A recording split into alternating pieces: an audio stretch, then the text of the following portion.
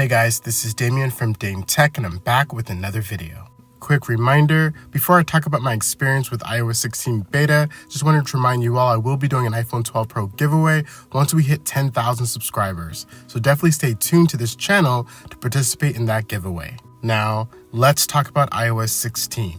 So I've been using the iOS 16 public beta for a few weeks now, and I figured I'd share my experience and thoughts on the top new 4 features I think is crucial to iOS iPhone users. So, the first feature that I found to be helpful is the ability to unsend or edit text messages via iMessage. Here in the US, iMessage is very popular and widely used amongst iPhone owners. Thus, many times I've had issues with autocorrect or made typos and grammatical errors due to my large fingers. Being able to edit or even unsend a message saves a lot of time and possibly confusing messages when trying to correct what was originally stated. Another thing that I did find quite interesting, you can now copy and paste automatically cropped images straight to text. iOS 16 now supports drag and drop image cropping between many different apps, which I find very cool.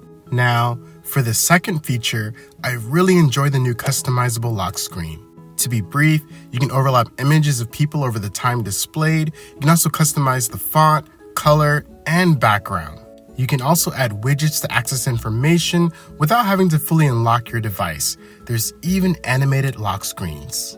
For instance, there are several astronomy animated lock screen options you can choose from. The lock screen changes throughout the day based on the time and your location. There are several options, including the Earth and Earth detail, which is a closer-up view.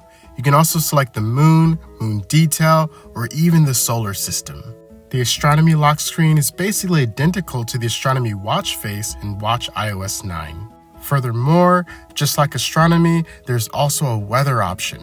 This option shows the current weather in your area, similar to what you see in a weather app itself. It shows live weather, so if it's cloudy, there's clouds. If it's raining, you'll see the rain. Last thing worth mentioning, as you saw, you can save many different lock screens, and with these different lock screens, you can also set specific focus modes to certain lock screens, which I also found pretty interesting.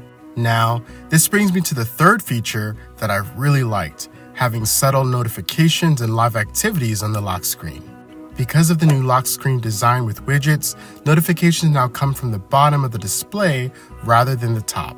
This makes for a more subtle notification that does not interfere with the widgets you have set up. Apple is introducing a new kind of notification called Live Activities, which you can track right from the lock screen.